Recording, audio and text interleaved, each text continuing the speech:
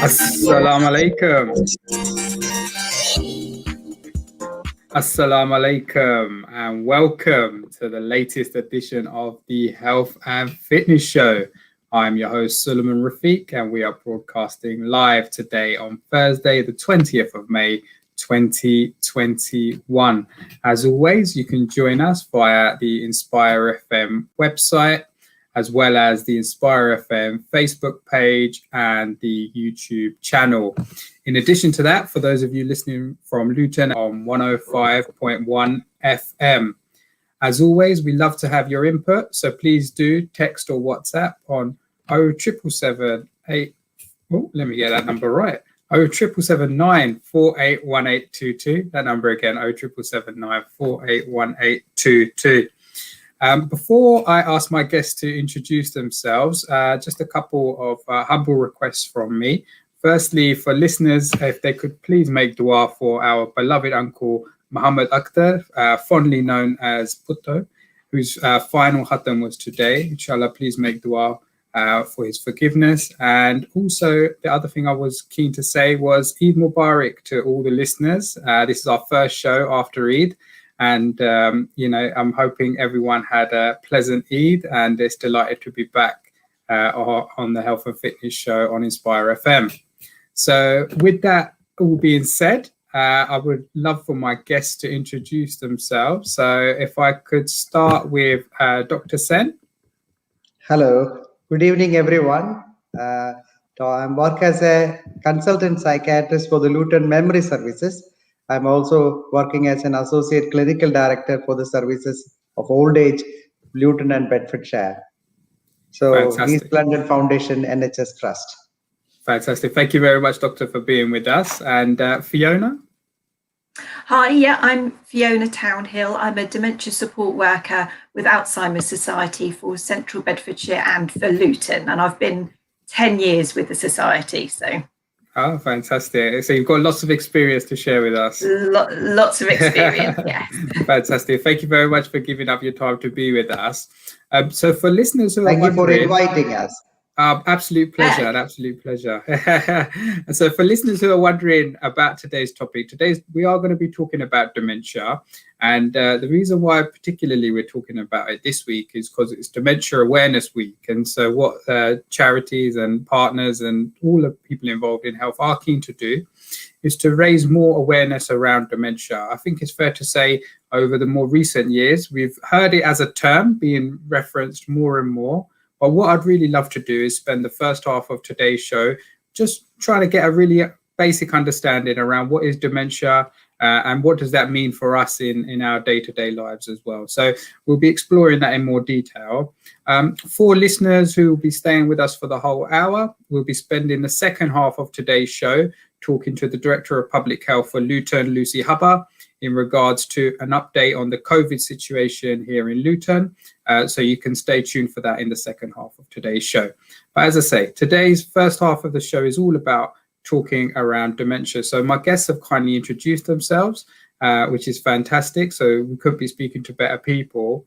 But the first question I've got really, if I could start with you, Fiona, is I mentioned there the term dementia. We also hear about the term Alzheimer's, and you mentioned that's the organization you work for. Can you just give us an understanding, what are they both and what's the difference? That's a really common question that we get asked all the time. What's the difference between dementia and Alzheimer's? Because they're the two terms that people hear the most. Actually, dementia is an umbrella term, and underneath that's about 100 different types of dementia, and Alzheimer's is one of those forms of illness. So it's actually dementia is the umbrella term. Alzheimer's, I think, was the first one that was discovered, the first illness that was discovered. And Alzheimer's is the most common form of dementia. So that's why you often hear that term. And actually, Alzheimer's Society was set up by a lady whose husband had Alzheimer's form of dementia. So like I said, Alzheimer's is the most common form. Vascular dementia, you may have heard of vascular dementia. That's the second most common form of dementia. And the third most common form is actually called mixed dementia. And that's when you're diagnosed usually with Alzheimer's and vascular. But like I said, there is actually over 100 different forms of dementia. Wow. Okay. So that's interesting. So okay. So that helps. So I've learned something already. Yeah, that's what we're here for. All of us are learning every day. Yes, Absolutely. all of us are learning every day. Absolutely. Fantastic. So dementia is the overarching term, and Alzheimer's is the most common form of dementia. Fantastic. Yes. And so, as I mentioned, this is Dementia Action Week. What does that mean? So, on behalf of Alzheimer's Society, usually when we're not in a pandemic, we usually try to get out there and do a lot more awareness raising. So we may be doing events. So I think we've done them in George's Square in Luton, where we might have an information bus that people could come up to. We might try and organise events in the local community. But obviously, at the moment, we're not allowed to mix with other people. We need to keep at home and keep safe. So this year, what we're trying to do is virtual things like this in a different way for awareness raising. And the one that Alzheimer's Society are pushing this year is called Cure the Care System. So when Boris Johnson came into power a couple of years ago, when he stood on the steps of Downing Street, and he said that he wanted to look at funding care properly for people with dementia. Obviously, that hasn't happened. We understand there's a pandemic going on, but Alzheimer's Society still think that we need to hold the government to account, that there is a better care for everybody living with dementia. So if you go on to alzheimers.org.uk, which is our website, on there is a virtual petition that you can sign asking for the government to look at curing the care system. Fantastic. And that's what we want. We're asking people to support us with this year. So that's the main focus of the campaign for this year, is around curing the care system. Yes, fantastic. Right. Absolutely. And just part of the research for this show, I was looking into. I wasn't aware. I'll be honest. I wasn't aware of the focus of this year's campaign. And it was really there's some quite hard hitting kind of videos and information on the website around why that is so important, that we need to try and get a grip of that situation. So I've signed the petition, and obviously we're encouraging everyone listening to this to look on the website for more information around that as well. So that sounds really like a really important piece of work, particularly going forward, as this is becoming more and more of an issue. Dr. Sen, I'd like to bring you in regards to, from your experience, particularly working with the South Asian community, trying to raise awareness around dementia and diagnosis. Can you give us your reflections, please? Okay, thank you. Prior to COVID, the pandemic, we really had good engagement with the South Asian population to begin with. From 2017 onwards, various programs were organized across the county, especially with the well-being groups. So we had several well-being groups across in Luton, and I have been invited to give them small groups. They're not massive groups, but small groups where we could talk about dementia, answer the questions, and then at the end of the time when we had these groups, in 2017, we had a very large program organized in Luton, where it was near the Catholic Church in Luton, where we had around 150 people attending one conference. And during that conference, there was a lecture on dementia, and then there was a small group discussed, and all of them discussed about the dementia diagnosis and how we could engage South Asian population in the process of getting the diagnosis done. And of course, we had translators and people from the Alzheimer's Society and from other stakeholders who could discuss with the carers and families about dementia, clear their doubts about dementia, and give them more information how to access services. So you probably know that GPs are the ones who make referrals to us. So we encouraged carers and families to take their loved ones to the GPs so that they can start the process on. and get the basic investigations like blood investigations and GPs to see them, and then make a referral to our services. And that was also done very well working with the GPs. We created some leaflets which were given to everyone to have a better awareness of accessing the services. Thank you. That's really helpful. And so I've just had a text on my phone. I think it's an important one. Is so just for people, say for example, if someone had never heard of dementia before, it's just a completely new concept to them.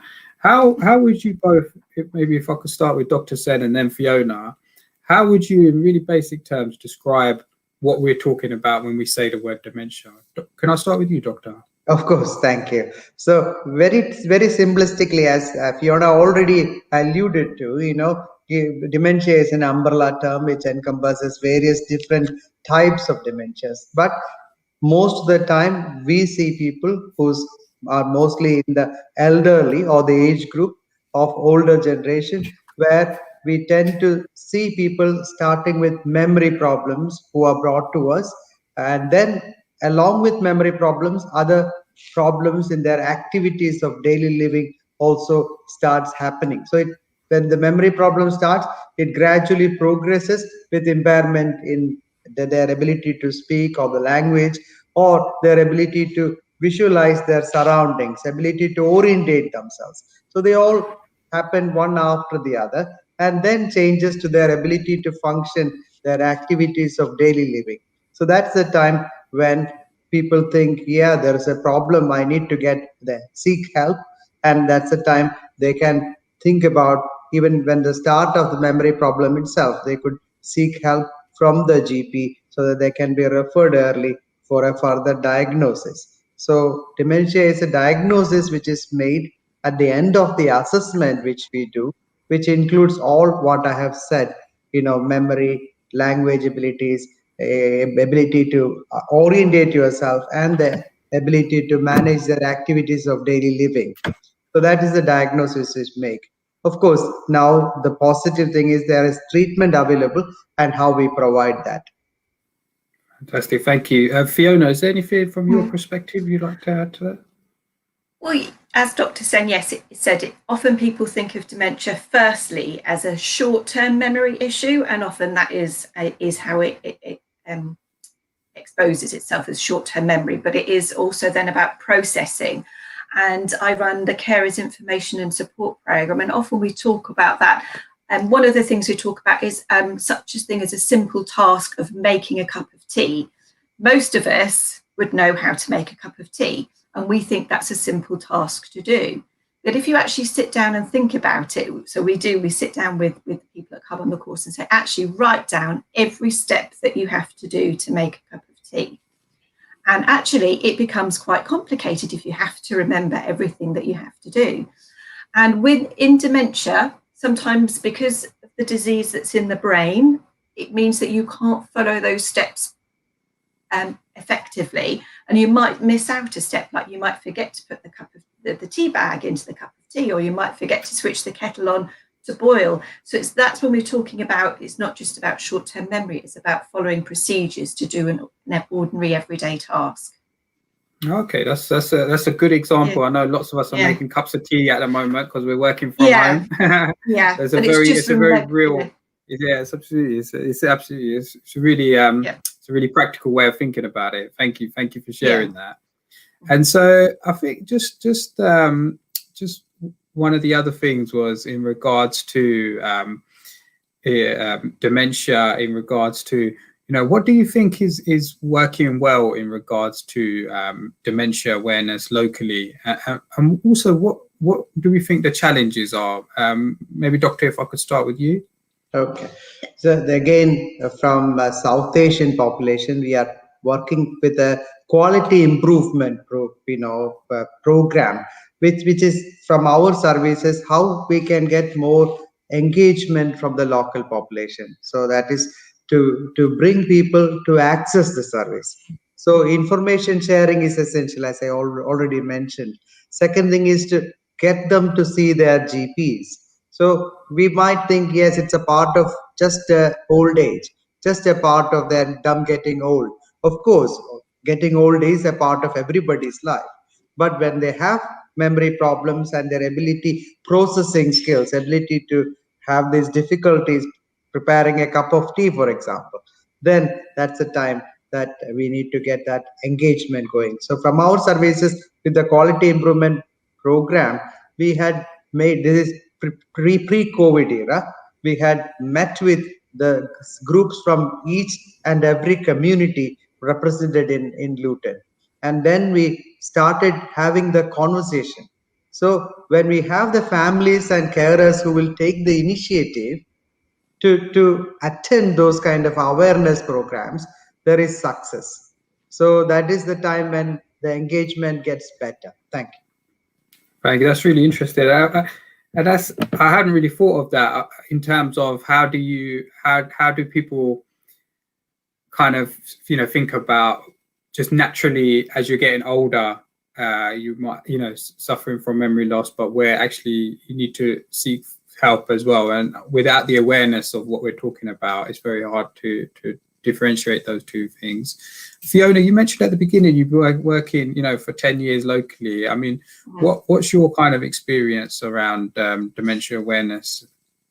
Okay, so it has actually changed a lot over the 10 years. I remember when we first started, and we used to go to the Older People's Festival that is run in central Bedfordshire, and we were trying to give out leaflets to everybody to say, please be aware, 5 things to know about dementia.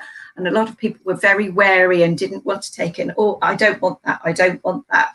But certainly over the last 10 years now, when we go to these things, people are actually actively coming up to us and saying, I'm worried about myself. I'm worried about a family member. I'm worried about a friend. Can you give me some advice to support them? And so that openness, I think, is really great. Dementia used to be something that you didn't talk about, such as cancer used to be something that you didn't talk about 20, 30 years ago. Dementia was still sort of at that stage around 10 years ago. And we want to really get the message out there that it's not a stigma, it's an illness that somebody has developed, and that we're here to support you as the family and for the person affected by dementia themselves. That's really interesting. I guess, credit to organisations like the Alzheimer Society and others who've kind of, been doing that hard work in terms of raising awareness. And there's been a lot of work around like dementia friends and stuff, I know as well. Absolutely.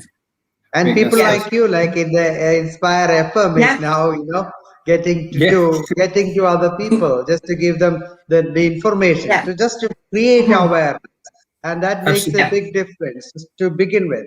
And I have to say, even during the pandemic, we had lots of referrals coming from the South Asian population. So we have to really say our GPs are engaging quite well. So I've just looked at the numbers, and we had 105 referrals during the last 1 year, just from the South Asian population.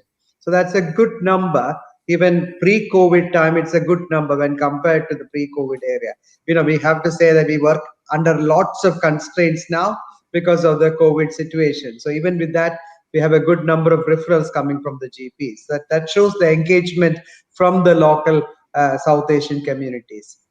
Fantastic. And it's one of the beautiful things, I think, of working in Luton. We're quite a small place, so it's easier than some other places to try and create awareness within the communities, because it's such a densely populated area, and we often talk to each other. So extremely grateful for the work that you're doing, and you coming on Inspire today to discuss with our listeners more around this topic.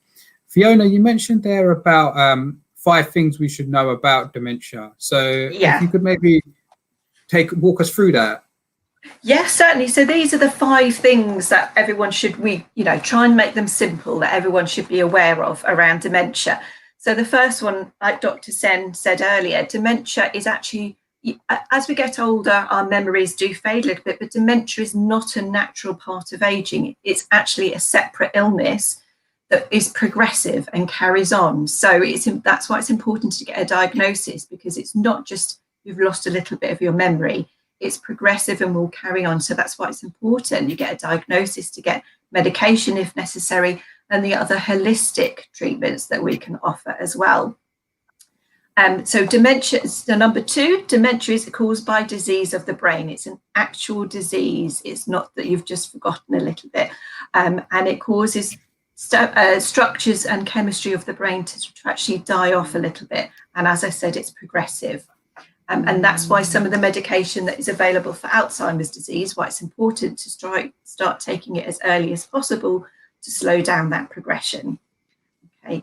And it's not just number 3, it's not just about losing your memory. As Dr. Sen and I both said, it starts with short-term memory, but it's about thinking, speech, perceiving, because sometimes there can be perception difficulties, that what your eyes are seeing, your brain then can't actually process to understand what that is properly. So it's understanding those perception difficulties as well. Number 4, we're getting on to the really positive ones. People can still live well with dementia. That's what we're here for. There is a medication for Alzheimer's disease, and there is also other treatments, holistic treatments available to support families. And number 5 is that Alzheimer's Society is here for everybody. We believe in delivering a person-centered approach to supporting people affected by dementia. The families and the friends of the person that has had the diagnosis, the person best. You know how to look after them well. You know how they like their cup of tea. You know what makes them happy, what makes them sad, what music is good for them, all these things. And what we're here to do is to, the person best, but we know about dementia. So we're here to support you with information and knowledge to keep on caring and respecting your loved ones in the way that you want to. Oh, that's really interesting and helpful. I think particularly just as you were talking about that, I was thinking of like elderly relatives that, within my own family and stuff as well. And I think it's really important, like you said there, that, with that information, we feel empowered to be able to support our relatives and family members and wider community as well. Because I guess often it could feel quite frustrating and, and it's understanding what's going on, I think is really important. Dr. Sen, I mean, you deal with this day in, day out.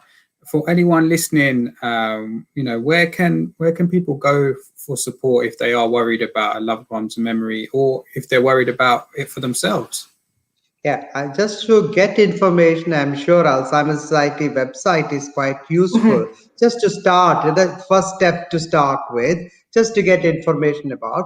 And I'm sure that programs like this, and there are hundreds of different YouTube videos you could see about it to understand what Alzheimer's disease and dementia means. So that's step 1.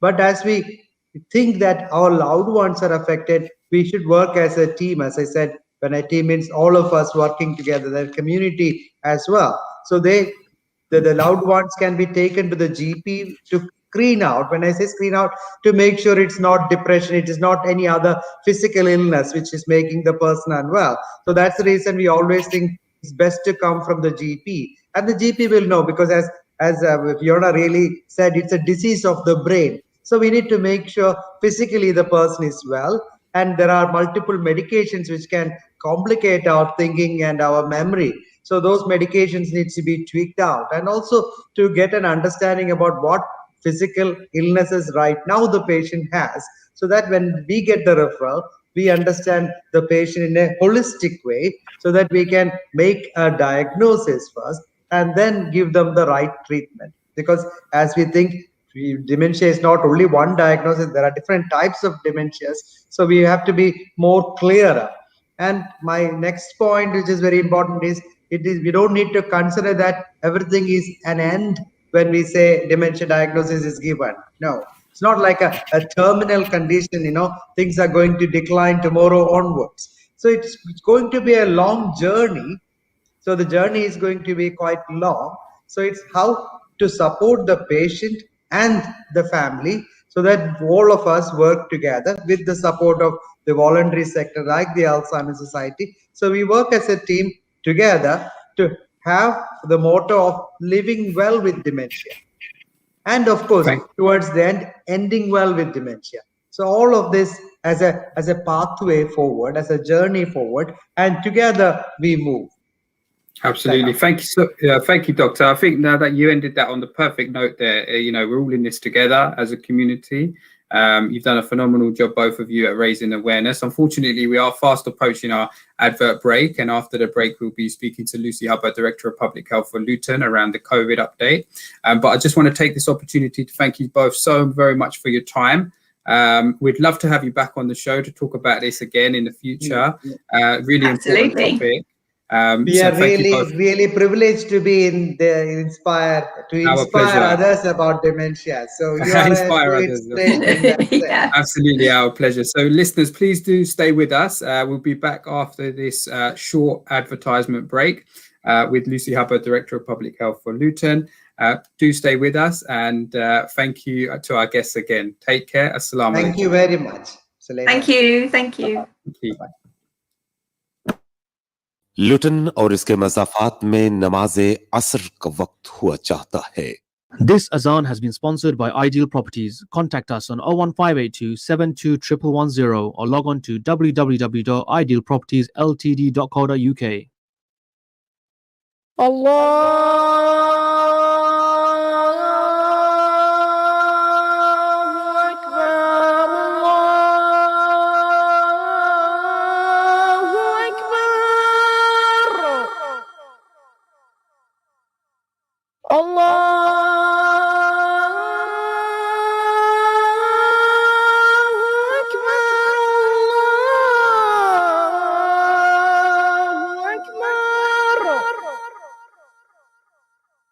أشهد أن لا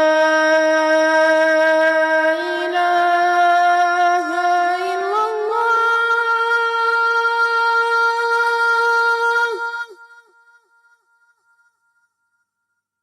أشهد أن لا إله إلا الله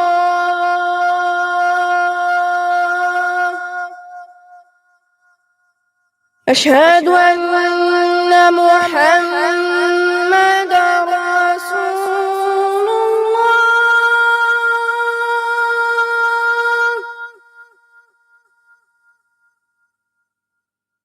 أشهد أن محمد رسول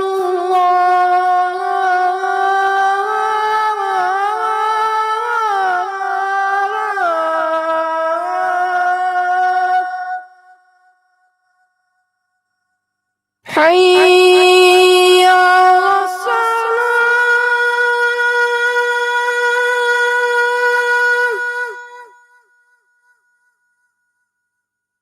حي على الصلاة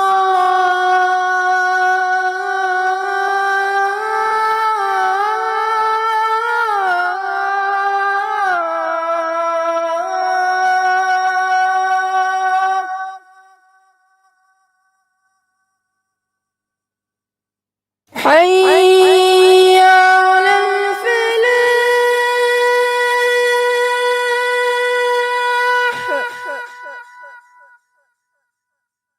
حي على الفلاح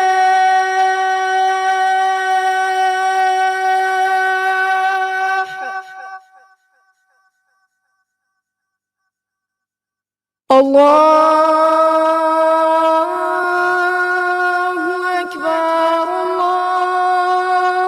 الله أكبر لا إله إلا الله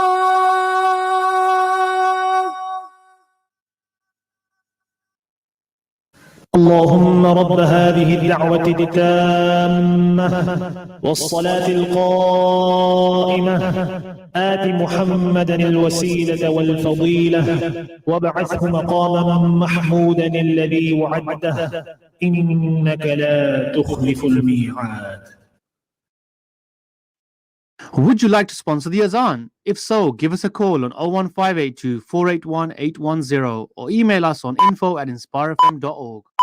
From the studios of Inspire FM, the time is now 6:30. Any health advice given, whether general, diet, physical, or spiritual, is general only and must be verified by your doctor. If you need medical advice, please consult a doctor.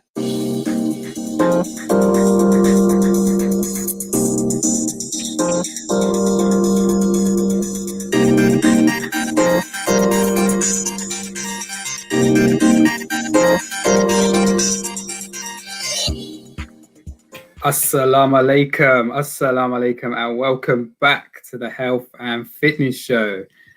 We are live today on Thursday, the 20th of May, 2021, and I'm your host, Suleiman Rafiq. Thank you very much to all the listeners who were joining us in the first half of today's show. Had a fantastic discussion around Dementia Awareness Week with local doctor and Alzheimer's Association representatives. I learned a lot personally around dementia, Alzheimer's, the difference, but also all the fantastic support that's available locally for people who would like to learn more, but also who have any concerns around dementia, and being able to find out more information about that. So for anyone who missed the first half of today's show, you can watch it back on the Facebook video and also our YouTube platform. And for those of you who are joining us on Inspire 105.1 FM, you can text or WhatsApp us on 07779 481822 with any questions you might have. So the first half of today's show was all around dementia. The second half of today's show, we will be talking about COVID, and we're going to have a COVID update session with our Director of Public Health, Lucy Hubber. Hi, Lucy. Hi, Suleiman. How are you?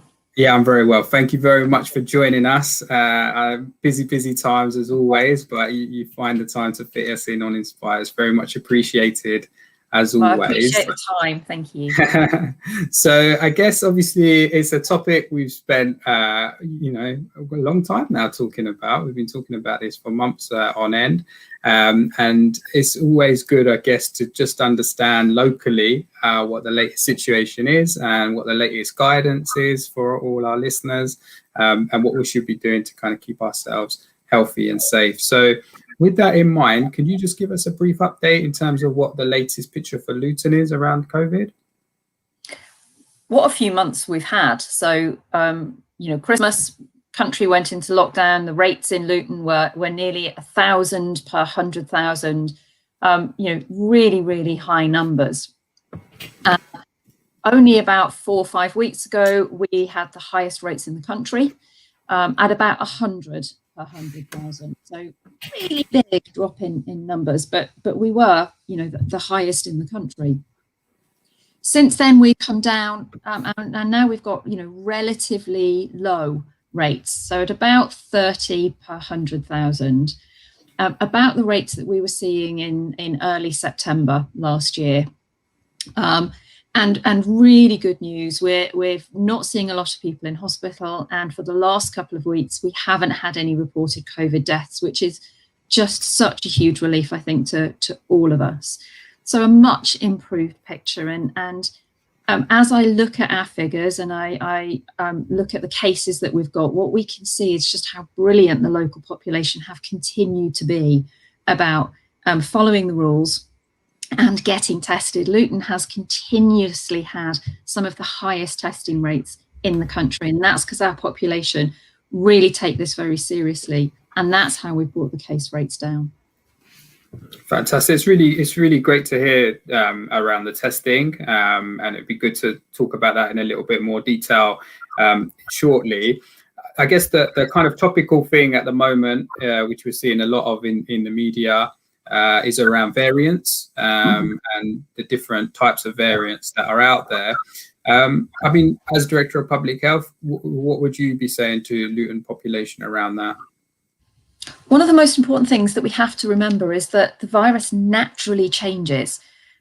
We have a different flu vaccine every year, and that's because the flu virus changes. So mutations are natural. These variations and mutations are very natural part of the virus. But some of these variations are not terribly problematic. Some of them cause us some different challenges, and the Kent variant, the one that we had before December, didn't make people any more poorly, but it was much easier to pass on to people. And that's when we saw those very high case rates that went up. And more people being poorly means more people went into hospital. What do you think about these new variants that we're talking about? So the main ones we talk about are the Brazil variant, the South African, and the one that was first identified in India. The South African and the Brazil variants, they don't seem to be able to really compete with the Kent variant. So we've got very small numbers of them in the country. Lots of those are travel related, and we're controlling those really well. The variant that was first identified in India, there's a couple of different ones of that, but essentially what we're seeing there is that it does appear to be passed on quite easily between people. And nationally, we're seeing a big change in the amount of the Kent variant that we had been seeing compared to this new variant. It's definitely now sort of really quite a large part of our case numbers nationally. And I think, you know, listeners will have heard about what's happening in Bedford and about the concerns that we've got in Bedford and the big testing that they're doing there to try and find as many of the cases of this variant as they can. In Luton, we've got a very small number of the Indian variant. We have today started targeted testing around some of those cases, and that's to try and make sure that we've understood that we've controlled it properly and that we've limited the spread of that. We're not in the position of having to do that big testing that we've seen. But again, what we're learning about this Indian variant is that it doesn't make people more poorly. So yes, it passes between people more easily, but we're in a different position. So much of our population are vaccinated now, so that risk of getting very poorly is reduced. So I think you know what I'm going to say, Suleiman, because I say it every time I come on the programme. The things that we're going to ask people to do are exactly the same as we've asked them to do all along. Hands, face, space, and fresh air. Get tested if you've got symptoms, and get tested twice a week using the rapid tests if you haven't got symptoms, and get vaccinated when you're offered it. And we can talk a little bit more about the options for getting vaccinated now, because that's quite a big area, isn't it? Yeah, absolutely. So I think thank you for that. It's you know, it sounds assuring in terms of understanding what the situation is. Obviously, you know, our prayers and thoughts are with those in India and other countries. We're seeing across the globe the impact they continue to have in other countries, you know, as well. And so for those who've been affected by that, for any listeners who've been affected by that, our thoughts are with you as well on that. And just then, in terms of, it seems the way it's often being reported in the media is that we've got this situation where, as you described, because we've got the vaccine program being rolled out at pace, and it has been for a number of months, we seem to have this additional kind of protection through that rollout of the program, and that seems to be almost a race in terms of how quickly we were able to roll out the vaccine program compared to, you know, the rules that you've described as well. Obviously, last Monday, few days ago, Monday the 17th of May, we saw what I believe they're calling step 3, which is the change in terms of the further relaxation of some of the restrictions that were in place. So I think for a lot of people, it seems as though, you know, we had lockdown, that was very clear, you know, stay at home as much as we can, social distancing, it was all kind of there. Now, obviously, we're seeing big events happening, you know, sporting events, different kind of test events, other things happening. So just in terms of just trying to understand from a step 3 perspective, what are the general kind of principles around what's allowed and what isn't allowed? I think you're absolutely right. Lockdown is easy, and total normal life is easy. It's this funny bit in between the two that gets quite complicated about why some things are allowed and some things aren't. And I think the most important thing that people have to remember is, no matter what it is that we are allowed to do now, those hands, face, space rules carry on. Whether you've had both doses of the vaccine, or whether you're meeting up with just one other household, hands, face, space still really matters. Just because you're allowed to do it doesn't mean to say that you can forget about those important things. And I know that I have seen a real shift in people wearing face coverings since Monday. People thinking they don't have to wear them anymore, either because they're vaccinated or because we've moved to this next stage of lockdown. But actually, we have to keep on with hands, face, space. They are the things that are going to protect us in the long term. And even after stage 4 of the roadmap, hands, face, space are probably going to be with us in some form. But in terms of things that we can now do, it's the rule of 6 or meeting up with one of the household still applies. So it's not complete freedom. So you can meet up with up to 5 other people, or you can meet up with one other household. And that applies whether you've got people coming to your house, whether you're going to a restaurant, whether you're meeting in a park. That rule still applies. Outdoors, we can now have gatherings of up to 30, but not more than 30. And the good news is that lots of our things that we enjoyed before are back. So restaurants, being able to eat inside is back. Being able to participate in school is back. Cinemas are open again, which I know I'm going to be going to at the weekend. I can't wait to go and sit and watch a movie again. So lots of those things are open, but they will all have the measures still around supporting hands, face, space. So social distancing, making sure you register when you go to a restaurant, etc., so that we're not quite at that full freedom bit yet. Absolutely, that's helpful to know. So for listeners listening, you can text or WhatsApp us on 07779 9481822. That number again, 07779 9481822. We are live today on Thursday, the 20th of May, 2021. It's the Health and Fitness Show. And we're joined by Lucy Hubbard, Director of Public Health for Luton, and we're getting an update around the COVID situation. So you've explained there, Lucy, obviously there are still rules in place. They're in place for good reason in terms of as we're trying to slowly, move forward.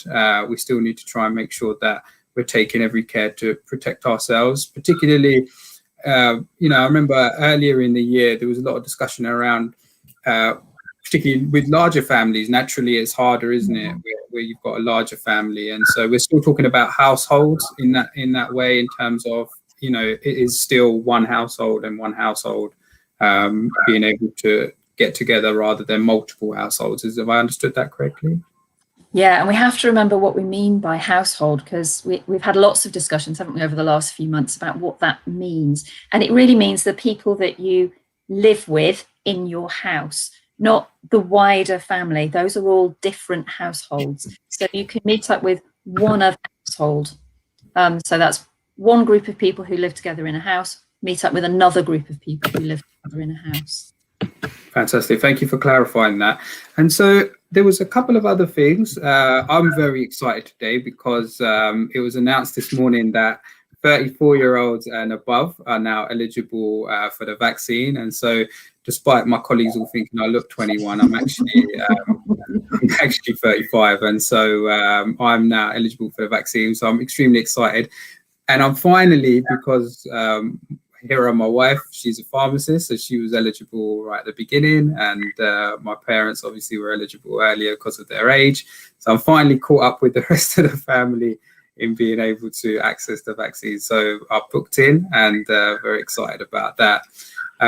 Obviously, the vaccine rollout has been a phenomenal kind of national achievement. It's the envy of the world, I think, as commentators have said, in terms of what's been achieved. I saw today 70% of UK adults having one dose of the vaccine, I think, is the latest statistic that is being shared.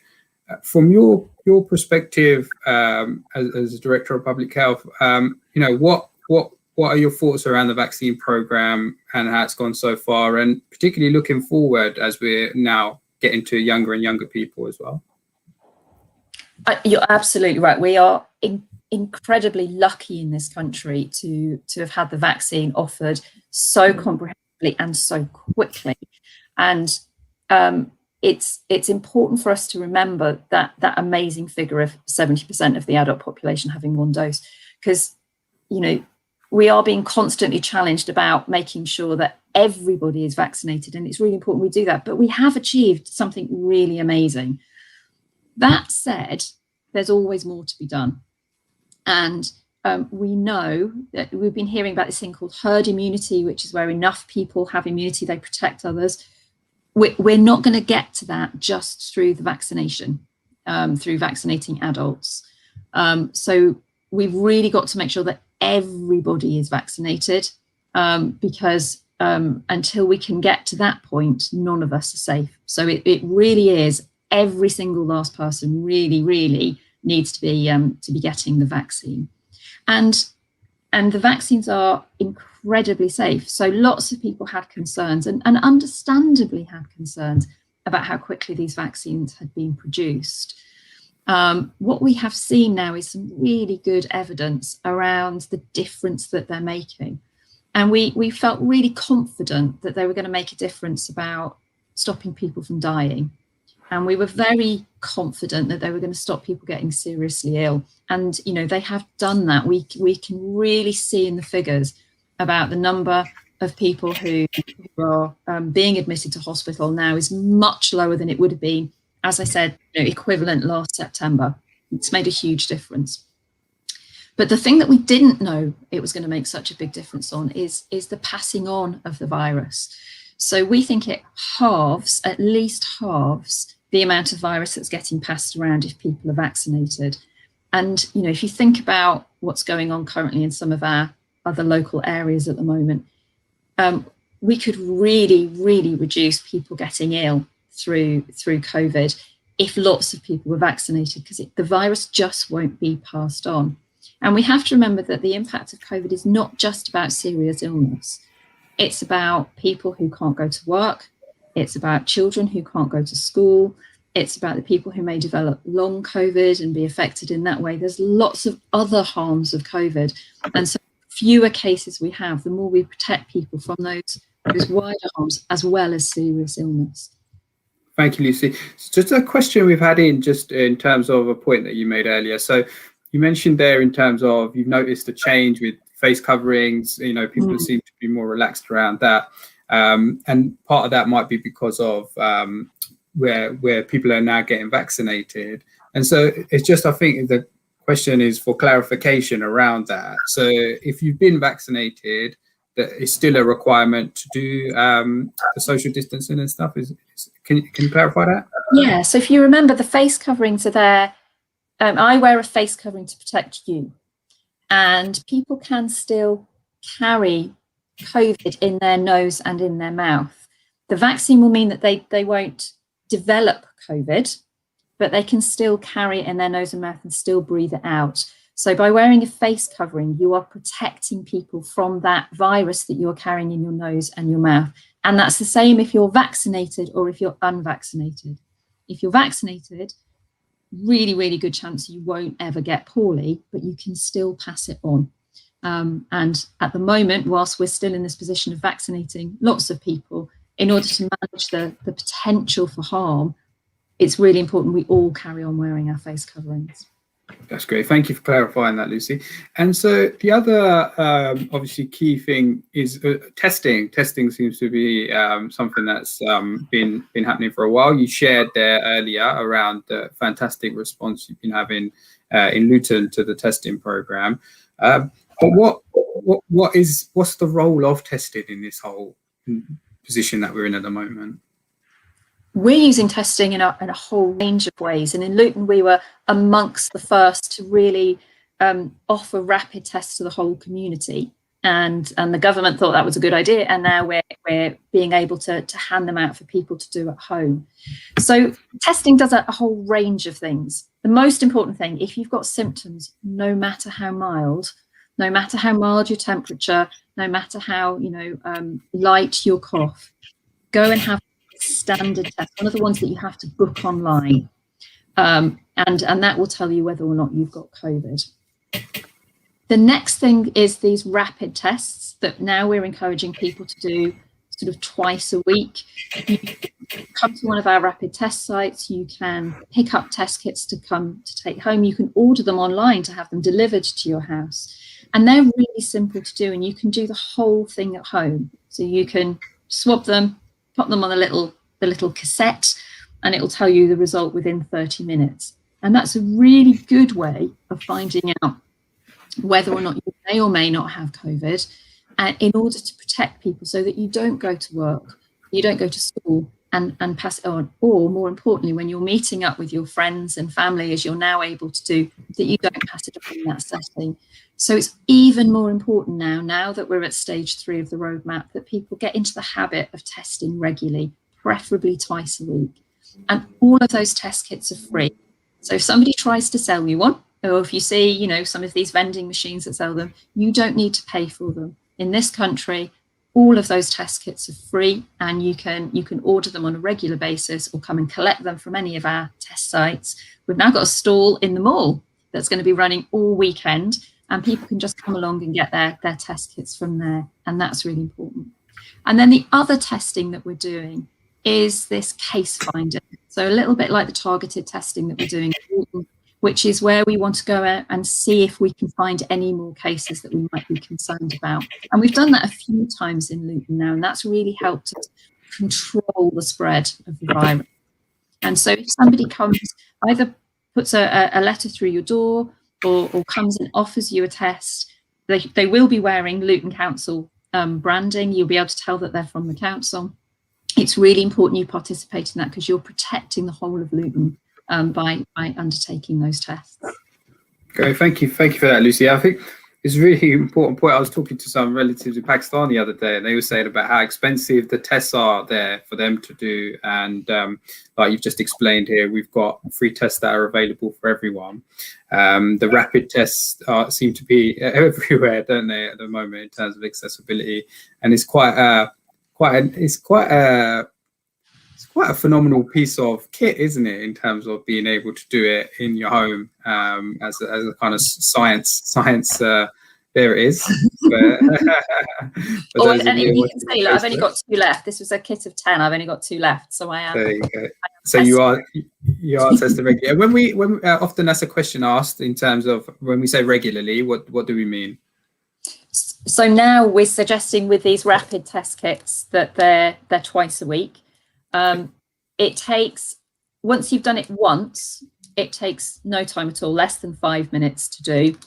And the results come back in 30 minutes. We are asking people to please let us know, even if their result is negative. So you just scan the little QR code on it and upload your details. And that really helps us monitor, actually, the amount of virus and participation that we've got. And that's really important for us to do. With these rapid tests, you do have to remember that if you test positive on it, you still need to go and have one of the standard tests. And that's because when there's not a lot of virus around, there's a chance that these test kits don't work quite as reliably. So really important, if you test positive on one of these, we'd ask you to go and make sure you have one of the standard tests. And that's to make sure that you're not staying at home unnecessarily. So this is a good idea. It's a good way of saying whether or not you may have COVID, but you really need one of those standard tests just to confirm it before you give up 10 days isolating. Excellent. And like you say, I think once you've got into the habit of it, it's a bit like brushing your teeth, isn't it? It just becomes part of a routine that we're all kind of getting into to protect each other and protect ourselves as well. So that's really helpful to understand that. Lucy, we only have 2 minutes left, and just in terms of, were there any kind of final messages you wanted to share with listeners? I think it's what I always say. So as we're opening up, as life begins to return back to normal, it is about remembering the stuff that now should be some habit for us. Still wearing the face masks, washing our hands regularly, keeping distance. That's the most important thing that we can do. Test if you've got symptoms, get into the habit of testing, twice a week with the rapid tests, and have your vaccine when you're offered. And we haven't said, and I must say this, we are increasing the amount of open access, so people don't need to make appointments. So lots of stuff on social media and on our website around how you can just walk in and get either your first dose if you're over 40 or your second dose of vaccine at our vaccination centres. And as we begin to roll out more for younger people, we'll be doing those walking clinics for younger people as well. People as young as you, Solomon. But do they look as young as me is the question. No, definitely not. Lucy, fantastic. Thank you so much. Unfortunately, we've run out of time for today, but very, very, very grateful for you for sharing your insight and your knowledge with our listeners. Thank you very much to our listeners. We'll be back again next Thursday, as we are every Thursday. And Lucy, if this is your final health and fitness show, just want to take this opportunity to thank you ever so much for everything you've done to protect Luton and its residents. Been an absolute pleasure to have you on here updating us regularly. I don't know how many times you've been on Inspire, but you've probably lost count. But it is very, very much appreciated, and the phenomenal work of you and your team has kind of really saved lives, and we're very, very grateful for everything you've done. So listeners, as I say, we'll be back next week, so take care of yourselves, look after yourselves, get your vaccination when offered. Inspire FM on 105.1 FM. Coming up next, weekly live learning.